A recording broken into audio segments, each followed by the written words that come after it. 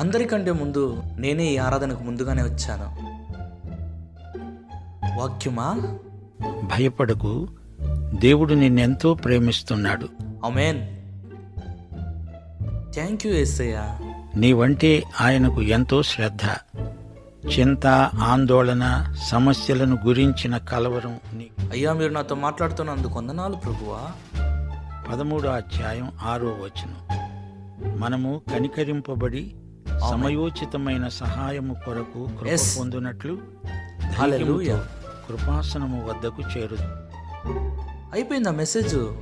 అబ్బా, ఇంకో గంట సేపు మెసేజ్ చెప్పుంటే బాగున్నే. సరేలే, నెక్స్ట్ ఆదివారం కూడా తొందరగా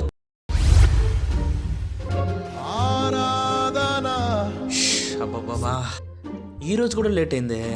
బా, వాక్యం స్టార్ట్ చేసేసరే. వందనాలు వందనాలు. జరగమంటే ఒక్కరు కూడా జరగరు వీళ్ళు. ఈ లేడీస్ అస్సలు జరగరు. అబ్బా, ఈ చైర్ ఫ్యాన్ కింద కూడా లేదే. ఏం చెప్తున్నారు వాక్యము? ఎంత తొందరగా వద్దాం అనుకున్నా లేట్ అయిపోతుంది. ఏంటో ఈయన మెసేజ్ స్టార్ట్ చేసి గంట అయింది, ఇంకా ముగించలేదే. మీ హృదయాలను కఠినపరచుకొనకండి.